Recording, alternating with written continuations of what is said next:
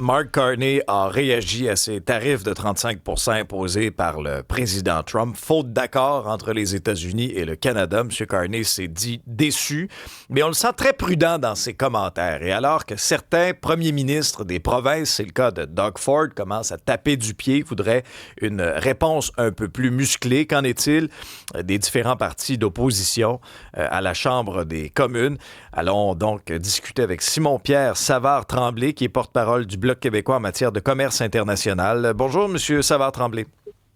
Bonjour. Alors, quelle est votre réaction ce matin à ces tarifs de 35 Ben d'abord, écoutez, ce matin, c'est une chose, mais on pourrait dire qu'on savait pas exactement ce qui allait arriver parce que cette fameuse échéance-là était très incertaine, hein. Mais dans tous les cas, je pense que ce qui est clair, il y a deux choses l'une. D'une part, il faut que dans les domaines qui sont vraiment en difficulté, il faut qu'il y ait un programme d'aide, il faut qu'il y ait des programmes de soutien. On a vu pendant la crise la plus récente auparavant, qui était celle de la pandémie, qui avait eu la subvention salariale. Je pense qu'il y a quelque chose qui s'inspire de ça pourrait être intéressant pour ces domaines-là. Ensuite, il faut répondre à ces droits de douane-là par des contre-droits de douane là où ça fait mal. Il faut penser à ça pour attaquer des industries américaines, là où ça va faire mal, là où ça va les faire réagir. Du côté américain, on peut dire que ces droits de douane-là vont faire mal aussi à leurs propres consommateurs, vont faire mal à leurs propres payeurs de taxes, vont faire mal du côté des Américains. Bon, eux n'en sont pas encore conscients. Dans votre esprit, on cible quoi? On cible quoi? Puis est-ce qu'on répond dollar pour dollar, un peu comme ce que Doug Ford prône comme approche, là?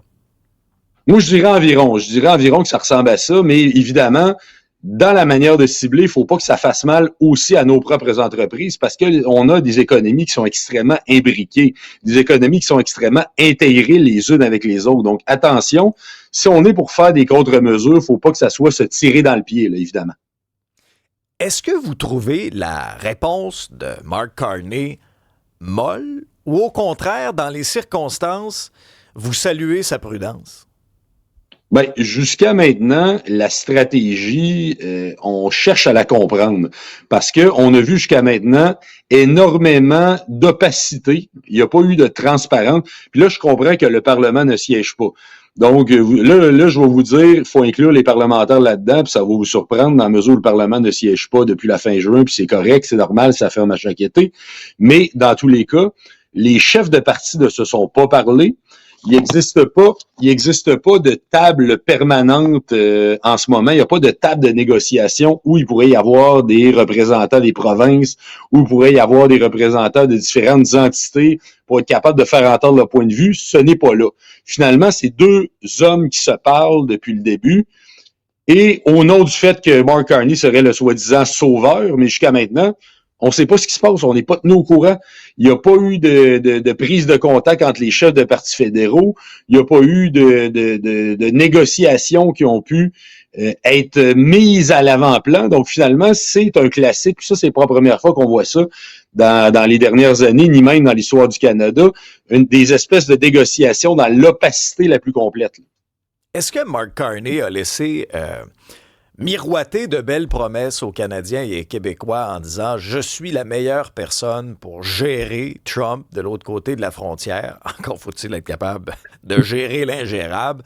Mais avez-vous l'impression que les Canadiens et les Québécois se sont fait berner ou au contraire, dans le contexte actuel, c'était mieux de ne pas signer une entente d'ici le 1er août plutôt que de faire comme l'Union européenne a fait, de se mettre à genoux là, devant l'empereur? Ben, je pense que vos deux options ne sont pas contradictoires au sens où, d'une part, l'échéance du 1er août était irréaliste, était déraisonnable, mais c'est le Canada aussi qui a embarqué là-dedans, c'est Ottawa qui a embarqué là-dedans, c'est Mark Carney qui l'a laissé miroiter aussi. En même temps, bien sûr, on veut pas signer n'importe quoi à n'importe quel prix, il va sans dire. Vaut mieux pas d'entente qu'une mauvaise entente. Il y a la CEUM, l'accord Canada-États-Unis-Mexique, qui est en vigueur, c'est correct. C'est une entente qui est imparfaite, mais qui, dans les faits, quand même, vient d'une certaine façon sauver les meubles. Elle est là tant qu'il n'y aura pas de renégociation plus permanente. Maintenant que c'est dit, le Canada, Mark Carney au premier chef, avait effectivement laissé miroiter. Il a été élu sur le fait qu'il allait être le sauveur, qu'il allait être le grand négociateur, qu'il allait être celui qui allait tenir tête à Donald Trump. Jusqu'à maintenant, qu'a-t-il gagné? On a vu, par exemple, jusqu'à maintenant, la seule chose qu'on a vue, c'est Donald Trump émettre, c'est plus un tweet, là, on appelle ça des X, là, on va dire un gazouillis, émettre un gazouillis sur le fait qu'il fallait que le Canada recule par rapport à la taxe sur les services numériques. Et qu'est-ce qu'on a vu immédiatement en pleine nuit, la nuit d'après, en pleine nuit de canicule en plein été, on a vu Mark Carney qui s'en va dire « c'est beau, c'est fini ». Voulez-vous qu'on ramène cette taxe-là? Est-ce que vous demandez aujourd'hui qu'on réinstaure cette taxe-là, vu le peu de résultats qu'on a en ce 1er août? Ben attendez, à 100%, on est d'accord avec cette taxe-là. Je veux dire, c'était une taxe qui était prévue, puis on n'a pas vu les résultats, on n'a pas eu le temps de les voir.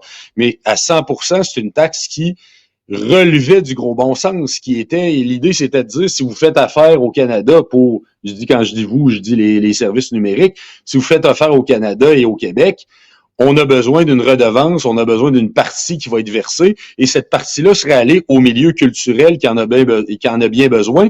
Et la culture, c'est une question qui est extrêmement sensible, qui est extrêmement importante pour les Québécois et Québécoises. Et à partir du moment où on voit ça, ça nous laisse malheureusement entendre que le Québec et ses intérêts et ses valeurs et ce que nous prônons risquent d'être marchandés dans le cas d'éventuelles négociations avec les États-Unis.